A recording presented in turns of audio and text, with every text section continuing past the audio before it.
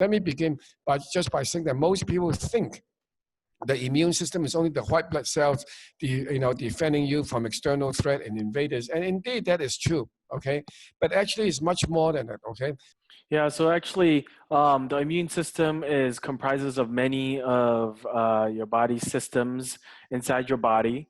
Like Dr. Lam said already, one of the examples of your key and really important immune system is your skin, because it acts as a barrier and it prevents germs and bacteria from getting in. So just even your skin and your body surface is part of your immune system, and that's why we keep emphasizing having to clean everything with soap, washing your hands with soap and water, making sure that you're not hugging and being close in contact with other people as well, because that is how germs and bacteria get into your body, and we want to protect that with your immune system.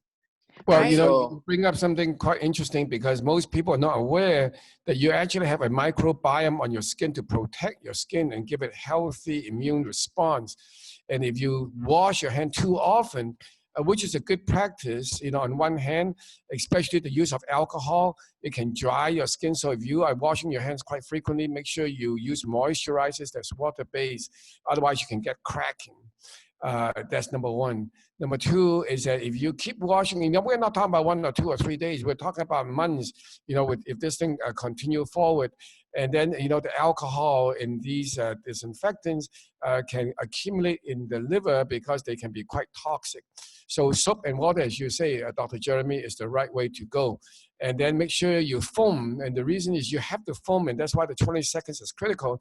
If you don't foam, you don't really break down the fat layers of these proteins of all the pathogens that can be around you. Huh? Okay. Right. So any soap would work. You just make sure you're not just washing like this, right? You have to go in between the fingers, make sure you get your thumb.